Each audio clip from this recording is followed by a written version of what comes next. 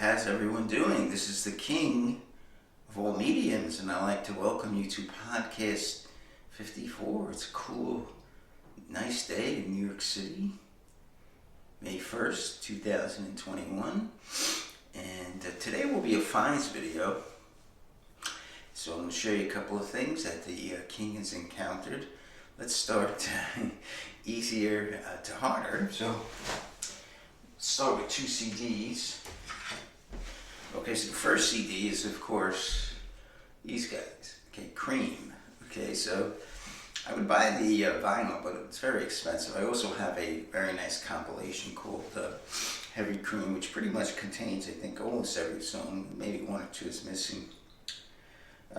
So, if you don't know about Cream, this is the second album by them. Sorry. The second album, 1967, Disraeli, Cream's the first one, produced by Felix Paparelli, a Bronx boy like me. He's only 28 years old at the time. What a musical genius. He was eventually shot by his wife in 1983. Gail Collins, who was his songwriting partner. It's a story for another time. I don't want to waste too much time on that. Okay, so of course they were called Cream because each at their three-man band. Of course, if you're playing the three-man band contest, please vote for these guys or the Jimi Hendrix Experience. Anyone else is an embarrassment. These guys in a rush. Come on, I compare the Cream. So each of them was a Cream at their instrument. Ginger Baker at drums, Jack Bruce at bass, and of course Eric Clapton at guitar. Unfortunately, they didn't last long. They only made 3 albums, really, and fourth was kind of a live piece in 3 songs they'd made. And I really liked Ginger Baker because he was an unstable character. There's actually a video, if you go on YouTube, Beware of Mr. Baker. Now, that'll explain a lot.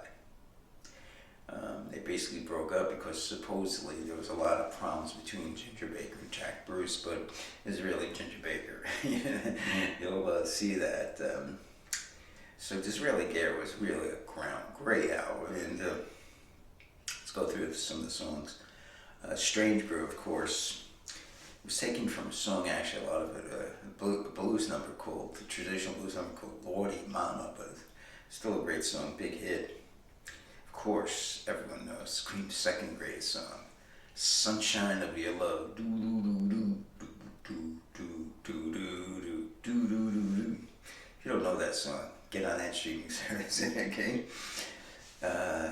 Next song is A World of Pain. Yes, that's what it is. It is A World of Pain. Great song, Jack Bruce, Pete Brown. I think the next song was just written by Jack Bruce. Dance the Night Away. It's a great song too. It's good, very good song. And the final was a Ginger Baker. It's pretty good. He sings on it. It's a Blue Condition. So that short album. I must admit, it's a little short. Guys are kind of lazy, I think. They bask in their stardom, and they could have worked harder. Side 2 begins with a great song, Tales of Brave Ulysses, written by Eric Clapton and Martin Sharp. He was did the art for the album. It'd be a beautiful artwork. He wrote the lyrics. It was actually sung by Jack Bruce because Clapton was not a great frontman. Swalbar, she walks, SWLABR, she walks like a bearded rainbow. Initiation, Swalbar, very similar to Tales of Brave Ulysses, psychedelic song. We're Going Wrong, that's a Jack Bruce song. Good song. Outside Woman Blues, it's written by another song. I think Eric Clapton sings on that one. Good song. Take It Back's okay. Isn't that one of the best songs? The last song is real. I don't understand. See, this could have been one of the greatest albums of all time if they really applied. It just seems like they were a little lazy, you know.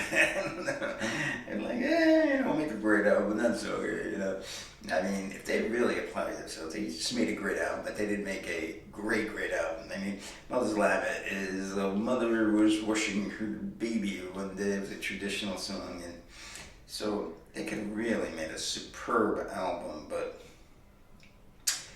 you know, they fell a little short, I thought, with the talent they had. You just listen to what they put together with half effort, and you're like, it's unbelievable how good these guys were. And it's the unfortunate thing, how good would they have been if Ginger Baker's wasn't Meshuggah, okay? Alright, so the next, I have to get my notes, because some of these, problem with the next guy is, I know his, I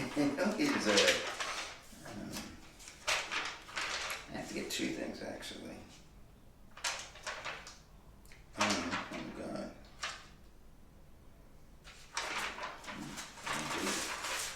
I guess we're gonna have to, so 2 side, 3 side, Alright, I'm gonna have to go with this, I think with the, I'm just gonna have to go on. So I'm gonna go on this one. Alright, so that's it. Get a magnifying glass. It's the people. Now this artist is one of the greats of all time. If you consider a singer-songwriter, he's up there with the greats. Bob Dylan. But many people, underestimate him. Stevie Wonder. So I got the CD. And it's called Stevie Wonder #1. It's 20 of them, but not all of them on the Billboard #1s. Now I got this magnifying glass. Hopefully it will help me to discern. You can see it's a little difficult to read. Now the first #1. Okay, I'm gonna have to take off my glasses. You see my hands and face. Fingertips Part 2. Oh, I cannot read this. Okay, hold on. I think it's better glasses. Was his first the R&B chart. It was 6 weeks on the pop on the R&B, and it was #1 on the pop chart. 1963. Oh, he was 12 years old. Uptight, Everything All Right. It was #1 on the R&B chart. 1965. He was all 14 years old. Well, these are all great. Fingertips Part 2 is a little weak. Uptight, Everything's All Right. I Was Made to Love Her, 1967, #1 on the R&B. See, not all of these. Only one so far. I think it was 10 on the pop chart. Signed, Sealed, Deliver, I'm Yours, 1970. He was 19. #1 on the R&B chart. Not dissing him. He was great.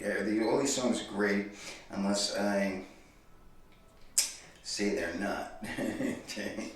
Superstition, great song again. Okay, now this one, it was a 1972, 1973 #1 R&B and pop. Okay, so this is his second #1 on the pop. Okay, You Are the Sunshine of My Life. It was a #1 pop. That's the third one in adult contemporary. Okay, I think he had 10 on the Higher Ground. I always thought, this song when I was young, it said sleep. It actually said people, soldiers keep on falling. And this is the #1 on the R&B. This is 1973. Okay, Hot Living for the City. All these are all great songs. #1 on the R&B. Great lick. Just enough living for the city. You Haven't Done Nothing. That's a good song. That's R&B 2 weeks. Pop 2 weeks too. That's #4, I think. Boogie on Reggae Woman. That's kind of meh. Okay, so that's 2 weeks on the R&B. I Wish is a great song. I don't know what the hell it was saying. One problem with Stevie Wonder songs, you can't listen to a lyric. You kind of pick up the tune. So that's #5 on the pop. It was #1 on the R&B, 5 weeks. Sir Duke was also 3 Weeks on the Pop, great song. Another song that, you know the melody, but you just don't know what the hell he's saying. So 3 weeks, so that's 6, I do believe. I think there's 10 overall. 20 on all #1 charts and 10 #1s on the pop charts. Send Your Love was on the, okay, that's a little weak. #1, meh. I say a week, it's meh. #1 adult contemporary, 1979. Master Blaster Jamming, okay, it's like a reggae song, I don't like that, it's meh. #1, 7 weeks. Okay, this was a #1, That Girl, don't like that song, but that was a pop on the cash book. I don't consider that, but we'll put that down as 7.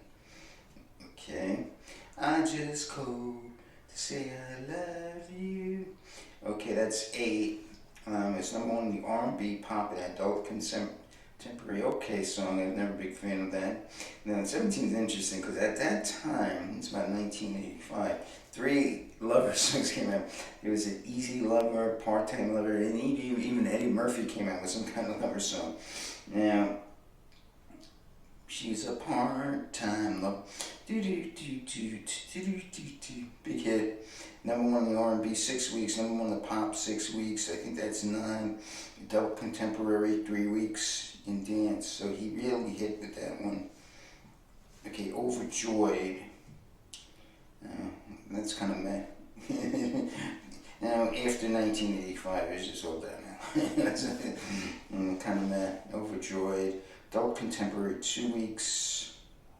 I must have missed one. 19 Skeletons, meh. R&B 1. So what's the first? Urban adult. Okay, 2005. Let's see. Let's count them again. Okay, 1, 2, 3, 4, 5, 6, 7, 8. Now I count the plus. Okay, so I know it was 10. So he has 10 on the pop charts. Ooh, okay. I don't want to show you that. That's my last thing. Okay, that's my need. Now these guys, I'm really getting into. Okay, the third thing, the Yardbirds. Okay, the Yardbirds. Okay, now, so the Yardbirds beginning lineup. There was a lineup before this, but this is the known lineup. It was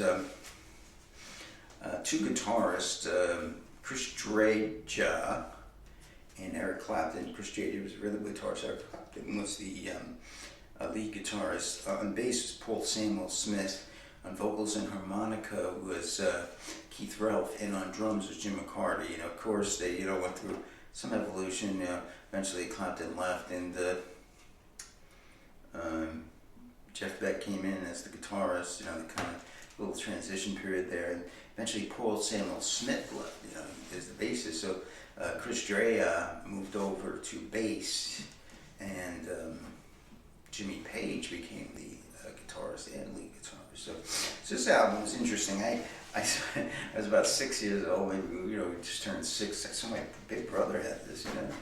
He was about 17, 18 at the time. And I was like, wow, this is great. I love the art, the Yardbirds. They look like birds. so I started. I gotta get this, and I did. It was pretty expensive, to tell you the truth. So I got it, and I listened to it, and I was very impressed. Now, it says the Yardbirds featuring performance by Eric Clapton and Jeff Beck and Jimmy Page. So it was. So I went through it. I've listened to it several times, and I made some notes because I'm fucking senile. Let me go through it. Drinking Muddy Water is the first track. Didn't show you, by the way, some inside. Very, very good album. They should re-release this on CD. It's really nice. This is my baby. You gotta fight me for this. Okay, Drinking Muddy Waters is sounds like Rolling a Tumbler, the famous Muddy Waters song that's done by Cream and Canned Heat. So I don't think that much of it. By the way, each side it's a double album. It has 5 songs, so it works out nicely. By the way, I also got the another album by them. I got it looks the exact same cover, by the way. It's the Yardbirds featuring Jeff Beck. It's a live performance, so hopefully there's one song I do not have by them. Happenings 10 years time ago. So I'm going to have everything by them.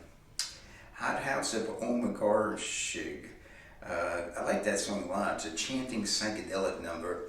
It has a nice bass line. They basically go yeah yeah yeah yeah yeah yeah.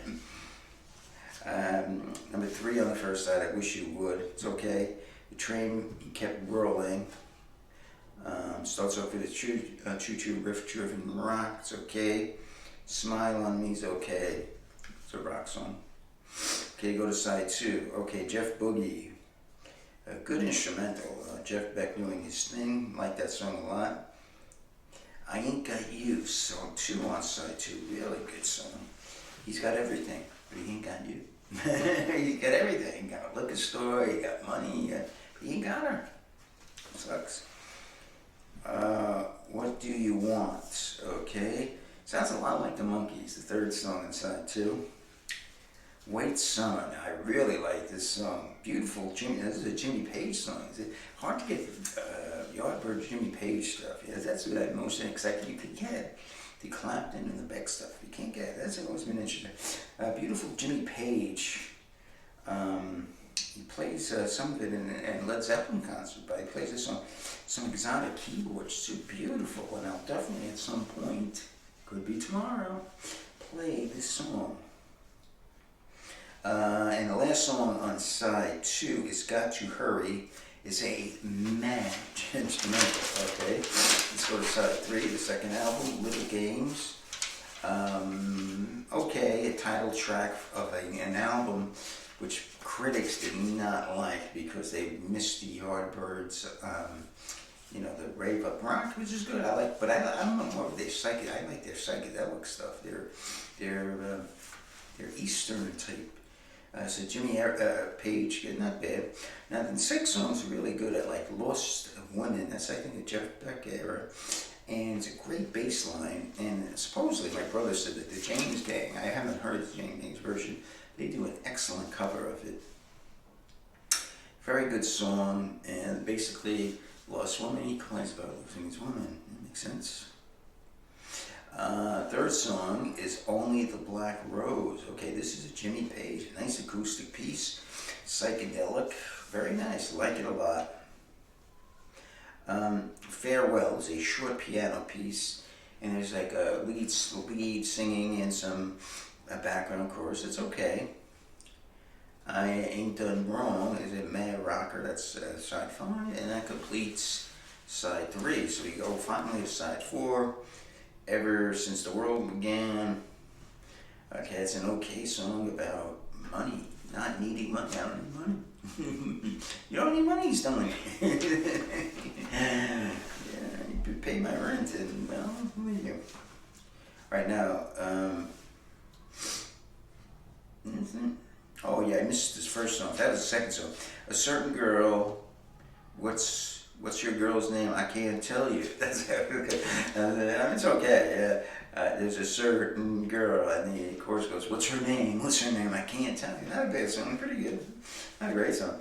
Okay, number 3, I like a lot. Again, I like that album that the critics sung with Jimmy Page. Tinker, Tailor, Soldier, Sailor. Jimmy Page using it starts over with a definite Led Zeppelin riff. It sounds really cool.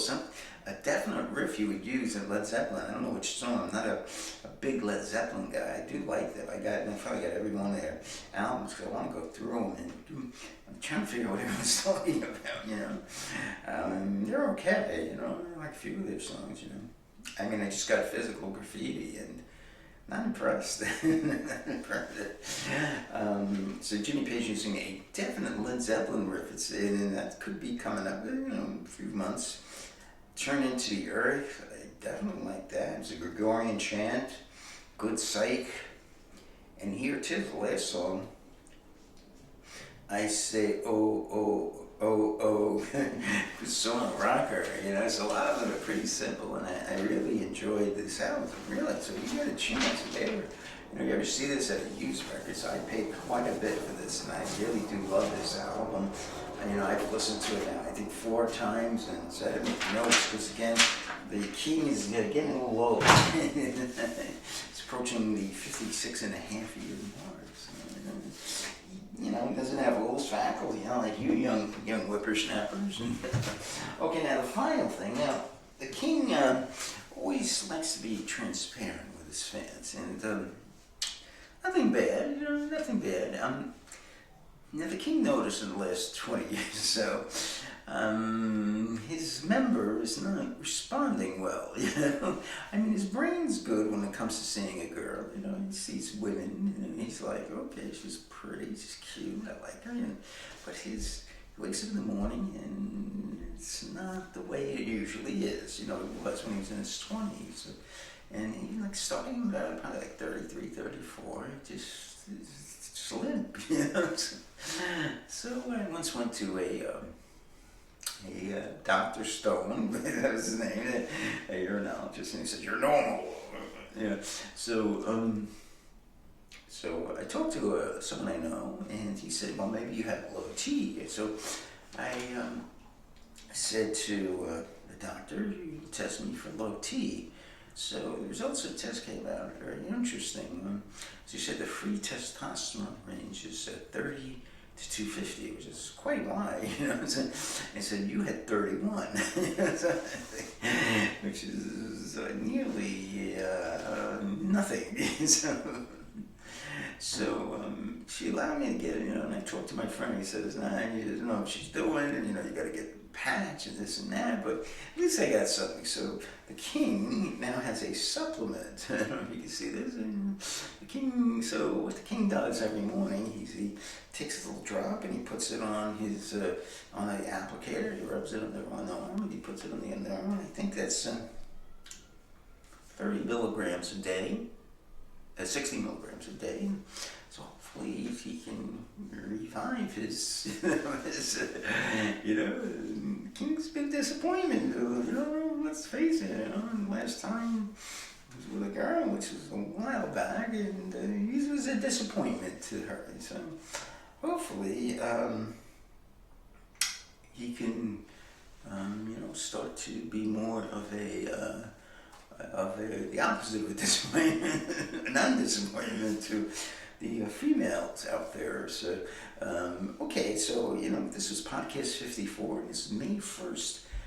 Just a little mention, so I haven't been doing podcasts regularly, so, I'm a guy that likes to have a schedule, and, I have a schedule every week on my At Hip Stage Lounge, but, I'm trying to, maybe have a schedule, maybe I'll do the podcast, so maybe I'll do it Saturday, Wednesday, and Friday, but I'll do them in advance and keep them and then post them.